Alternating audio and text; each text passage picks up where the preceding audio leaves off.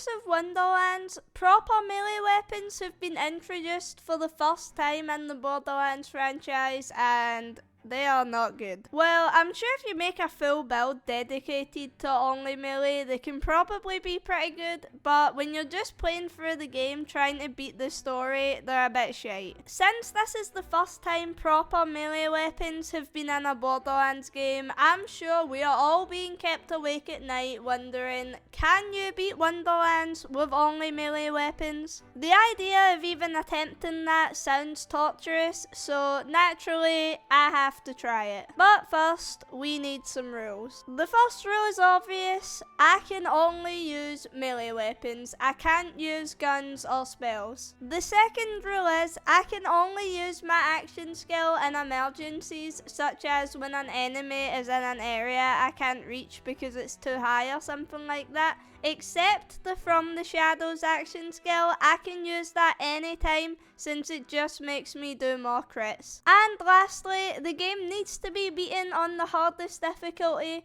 because difficulties exist in this game and it would be embarrassing if I didn't pick the hardest one. Before I can start cutting some bitches, I had to pick a class and create a character. I picked the Stabomancer because the name started with stab, so I assumed it would be good for stabbing. Those who are aroused easily may want to look away before you cream your pants over my character, who is the definition of sex on legs. He is a village idiot named Chad Sexhaver, whose sole purpose is to defeat the Dragon Lord with his melee weapon and look sexy while doing so. When the game started out, Valentine and Fret were immediately cheating, so Chad Sexhaver was promoted to his rightful position as the Fate Maker. I arrived in the Wonderlands, got my first melee weapon, stabbed some guys, and had a really easy time doing so. The game forced me to pick up the starting pistol, but I threw it away since it's useless to me. But who knows, maybe I'll come back and beat the game with it sometime. The game tried to make me shoot at these barrels to blow open a wall, but since I'm village idiot Chad Sexhaver, I just stabbed them and had them blow the load in my face. At level 1, I was already horrified at how little damage I did to these badass enemies. My cheeks were already starting to clench. I reached my first boss, and I can't believe I'm saying this, but out of every challenge I've done in all the Borderlands games, I think this is the least amount of damage I've ever done to the first boss. I probably say that every time, but this time I'm for real. I audibly gasped in fear when I started hitting this guy and his health barely moved. Despite having the arm strength of SpongeBob, I did manage to beat Ribula first try, which isn't that impressive since he's the first boss in the game and he's level 2.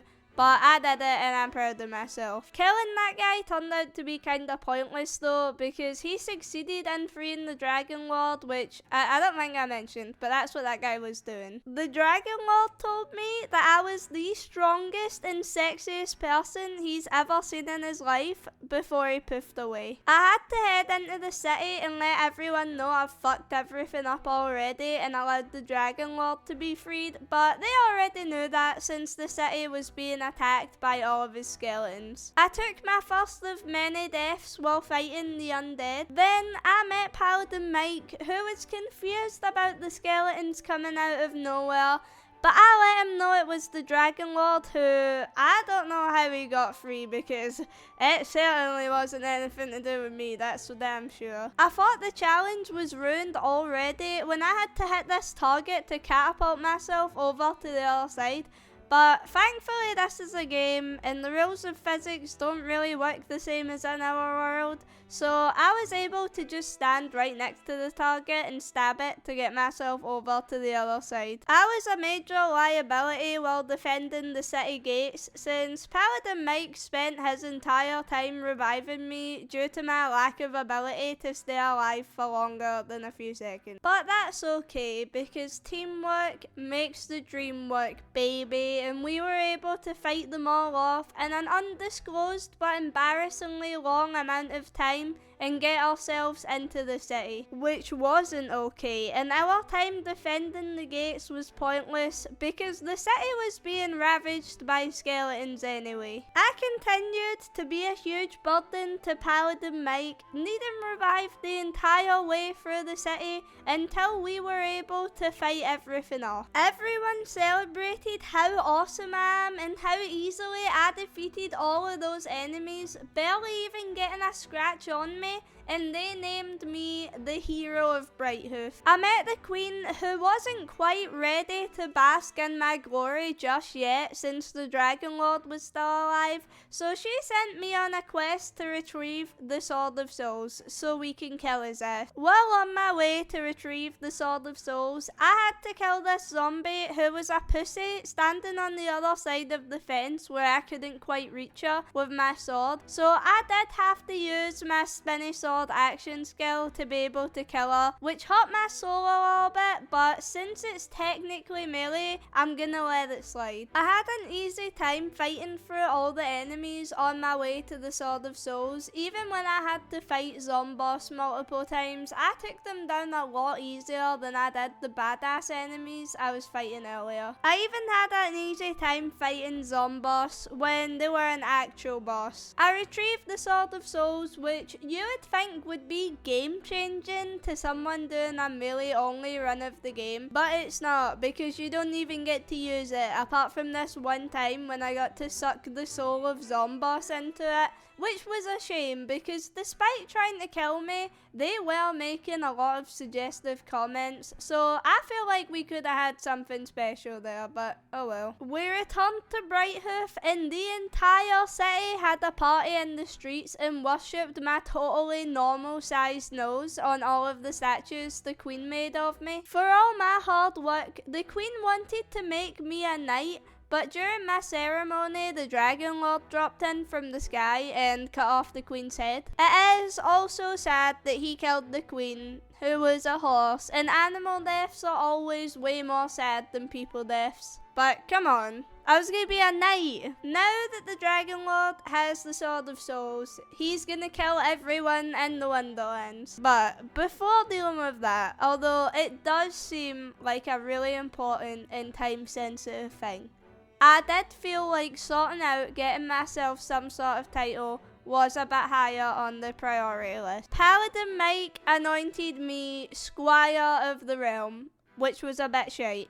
But it'll do until I save the Wonderlands and hopefully get a better title. I built myself the greatest ship to ever sail the seas, which will take me all the way to the Dragon Lord. I was warned that I need to have the ship blessed by a bard, otherwise I'd die a horrible death drowning at sea.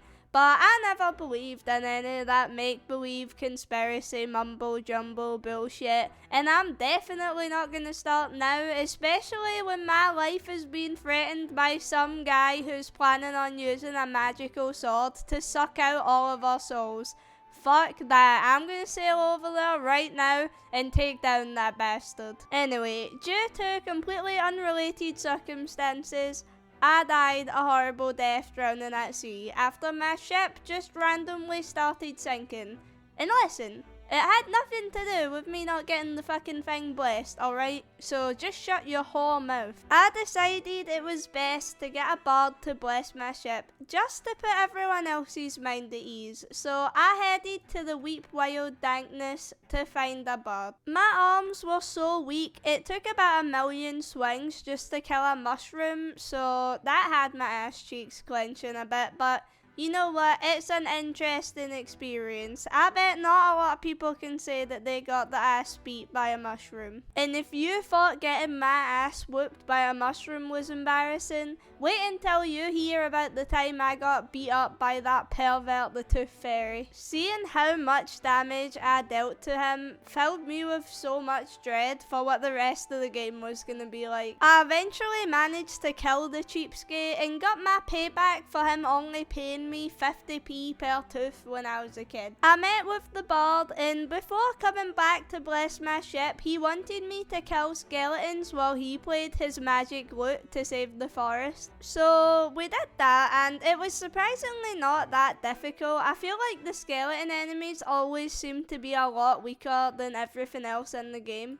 It turns out all of those skeletons were just some light foreplay before the game fucked me, and it was not gentle at all. The Banshee was by far one of the most difficult bosses in this game. When you're within melee distance of the Banshee, your health rapidly goes down because of the purple gas coming off her, so I could only hit her 1 or 2 times before I'd have to run away and recover. That, coupled with my tendency to get greedy and choke boss fights, and the fact that I deal the tiniest amount of damage to her, meant I was fighting her for a long time. A little over 2 hours into fighting her, I had her down to less than a quarter health, and I had been on this attempt for about 40 minutes. Everything was going good. All I had to do was be patient, pay attention to my health, and not get greedy. Unfortunately, my brain malfunctioned, and I thought it would be a good idea to try and stab the Banshee while I was on half health,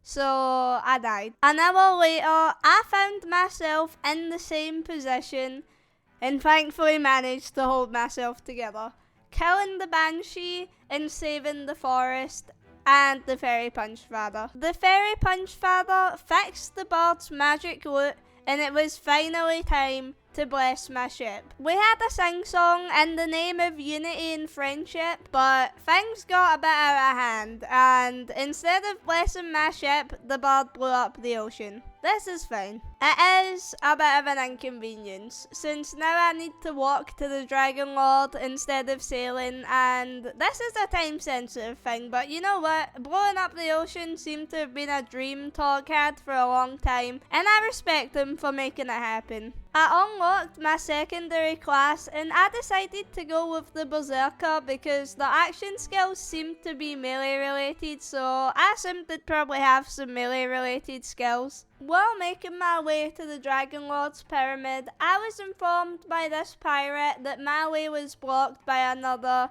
allegedly very sexy pirate named LeChance, and the only way for me to get through would be for me to help Bones put his dismembered bird, who is very originally named Polly, back together. While collecting all of Polly's parts, I had a pretty easy time killing all the enemies in the area.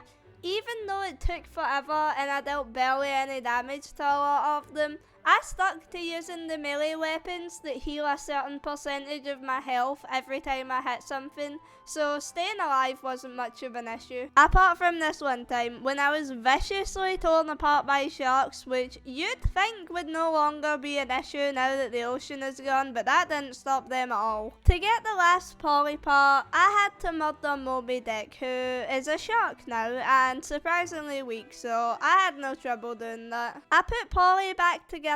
Then I spilt the drink of the first mate of this pirate crew, told him he's a disappointment to his mother, then beat the shit out of him and his crew in order to get them all to like me and help me beat LeChance. I had to pop this huge balloon so that these pirates would abandon LeChance and help me kill him, but it was so far away that there was no way I could jump over and melee it. The game was on some bullshit and didn't even let me damage it with the Ghost Blade action skill, and I think this is because the Ghost Blade doesn't seem to work on anything that's out of the map. I did some side quests so that I could unlock the Feral Surge action skill, but that didn't work either because I can jump anywhere near far enough to reach the balloon with it. In the end, I just had to pop the balloon with a spell. There is a melee weapon in the game that fires projectiles when you swing it, but I don't even think that could be used to pop the balloon because for some reason the projectiles don't seem to register when they go out of the map. map. You'll see what I mean later. The pirates were pretty pissed about me blowing up the balloon, but that's fine. A good spanking calmed everyone down. With the crew all together, we headed down to meet LeChance. I don't know what the point was in recruiting all of those pirates, but since I was left to fight LeChance's crew on my own, but that's fine since the skeleton enemies seem to always be really weak anyway. It was finally time for me to fight LeChance, and he was probably the easiest boss in this whole game. He didn't have any scary attacks since all he did was melee me, which didn't hurt that bad, and it somehow felt like I did more damage to him than I did to the first boss in the game. I killed LeChance, but I also didn't kill him at the same time because he had plot armor, and I creepily just stood there and watched as Bones professed his love to LeChance, and LeChance forgave him for having them turned into skeletons. It was beautiful. I headed to the drowned abyss and met a coiled priestess who said she'd help me pass through. I'm guessing she noticed I'm clearly an idiot since I only had a melee weapon and no guns, so thought I'd need all the help that I can get. The enemies in this place were the worst. It was filled with crabs, which I actually did find easier to kill using the melee weapons than I did in my normal playthrough of the game with guns,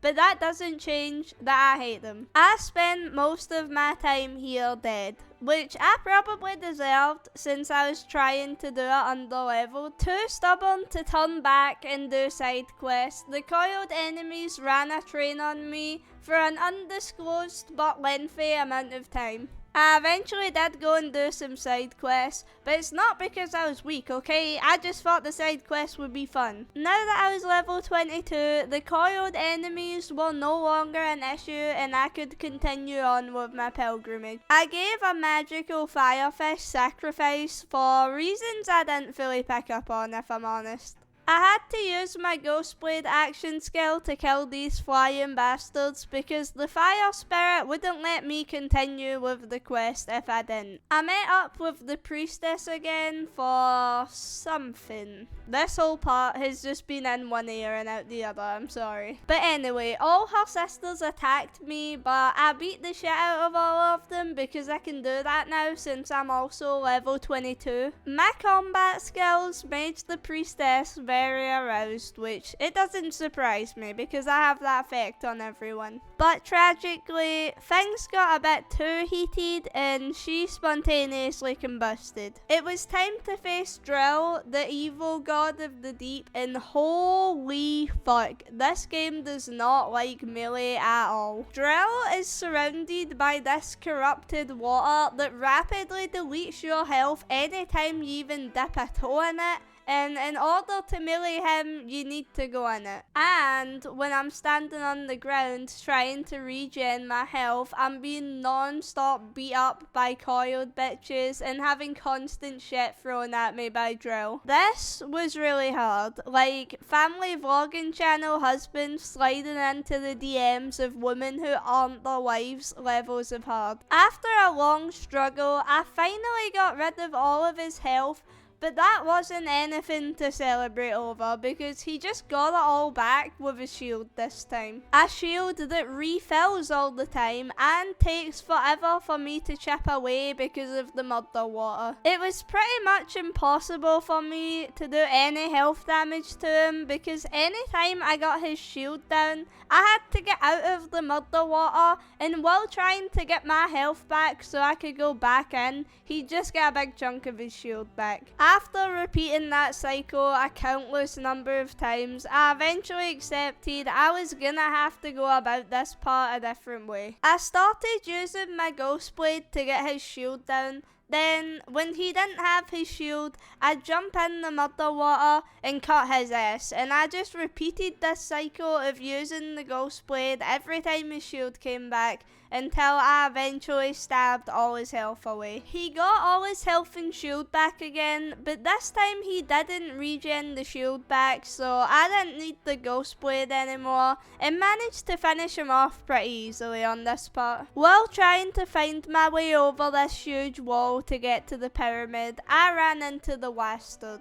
who told me if I helped him get his body back, he'd give me a powerful tool against the Dragon Lord, which wasn't that appealing because all I need is my melee weapon, but I decided to help him out of the kindness of my heart. I experienced a minor cardiac arrest when I thought I was gonna have to use a gun to move these platforms, but it turned out I could just melee them. Surprisingly, I had no issue with the dragons in this area because they had some kind of mental handicap and just flew really low to the ground, so I could easily stab them without any issue. I ran into one of the moving platforms again, which I could just use my ghost blade on since I can reach it. I acquired a powerful relic because the lift we needed to take was broke and we needed the relic to fix it. Anyone who has ever watched my stream would know that I'm genuinely the worst navigator this world has ever seen, and that is not a joke. For some reason, I just jumped off the platform that I was supposed to fly away on. Everything was just happening so fast, and I was having a moment of very low brain activity. I was confused, and the waypoint disappeared, probably because it was so obvious that I was supposed to activate the moving platform. But the lack of waypoints scared me, and I decided the best course of action was to just throw myself back down to the start. Due to my poor navigation skills, I spent the next 15 minutes getting back to where I was, and I am genuinely humiliated that it took this long. When I did finally make it there, we fixed the lift, and it took us to the bastard's body, which started trying to kill me. I know.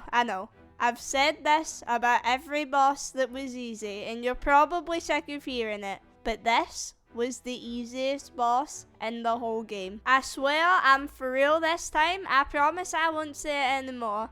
Not that any of the bosses after this are easy anyway, because the last few are genuine torture, but this one was so easy, I forgot it was even in the game. Even though he did kill me that one time. Once I killed him, the bastard got his body back and taught me how to get through the Dragon Lord's barrier hexes. This comes at the cost of my soul, but that's fine because all the ginger people I know seem to cope well enough without theirs. I fought my way through the Dragon Lord's army of the undead into the city of Osugo, where I met the Elder. He basically said that I'm the most amazing and attractive person he's ever met, and that he can totally see why my last name is Sexhaver. Oh, and he also says that he can help me get to the Dragon Lord. I cleansed the wells of sin by brutally cutting up a bunch of guys just as the good Lord intended. Then I got rid of the hex that was stopping me from entering the Hall of Heroes. I entered the Hall of Heroes and was horrified to discover that Butt Stallion's head had been attached to a skeleton's body and was now trying to murder me. I remember this fight being really hard, but looking at the recording of it, I think I just imagined that because it doesn't look very difficult. I did struggle a bit in the second stage, but I don't think that's because the boss was hard. I think it's just because I didn't know what to do and just kinda stood there and let myself be shocked to death. My brain eventually did start working though, and I took out the nightmare pretty easily. The Dragon Lord got his obligatory "I wasn't born bad, the world just made me this way" backstory, which was genuinely heartbreaking, and if this cruel world wasn't constantly beating the shit out of me, I probably would have cried. I entered the Dragon Lord's pyramid, gave a spanking to a lot of lucky guys, and smashed the crystals that were absorbing all the soul energy. I destroyed the AC unit, which also happened to contain the soul of the Dragon Lord's long-lost love Bernadette, who is about to become the bane of my existence. Finally. Every decision in my life has led me to this moment. Standing in front of the Dragon Lord with only a melee weapon, ready to tenderize his ass cheeks.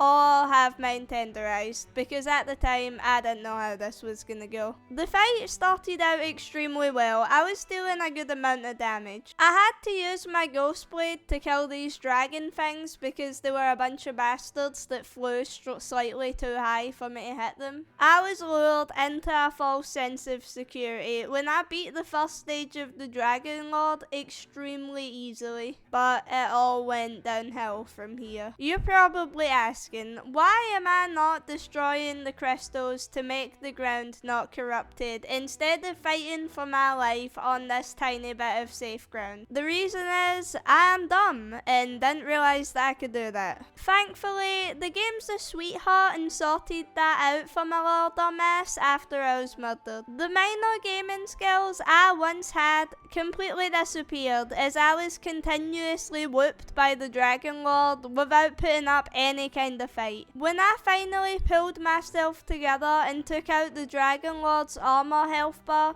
Bernadette showed up to completely fuck me, and she didn't bring any lube. It is impossible to hit Bernadette with my melee weapon because she is far away. She also can't be damaged by my ghost blade or any other action skills because she is out of the map. I came into this fight on one of my other characters that has the Ragnarok melee weapon, which fires off projectiles when you swing it, and for some reason those projectiles also don't work out of the map. With no way to damage her through melee, I ended up just having to pick up a gun off the floor and start blasting her. After taking out Bernadette, I finished off the Dragon Lord pretty easily by stabbing him. Not to death though, because once I got the Sword of Souls, I brought back the Queen and spared the Dragon Lord, proving to everyone that I'm much better than all of them because I took the moral high ground. In conclusion, you cannot beat Wonderlands using only melee. Because fuck you, Bernadette, you asshole. I should have left your bitch ass in the AC unit where you belong. And also, fuck that balloon from earlier as well. For being the first game in the franchise to have actual lootable melee weapons, I feel like quite a few parts in the game were weirdly anti-melee. Overall, even though melee weapons weren't fabulous against all the normal enemies, they weren't terrible either, and my asshole came out of this challenge fairly unscathed. If you enjoyed this video, you should leave a like, because I sound about 5 years old and you wouldn't want to hurt a 5-year-old's feelings, would you? You sicko? If you didn't like it, then you're a liar, because this video is nearly half an hour long and you're still here. Leave a comment letting me know what you want me to name my next character in the next challenge if you don't want Chad Sexhaver to continue his crusade, or tell me what you want me to do next. I'm still gonna do 100 days of hardcore Minecraft without taking any damage eventually, I promise. You should also follow me on Twitch. I am eventually gonna start streaming all of these challenges again on there, I swear. Bye!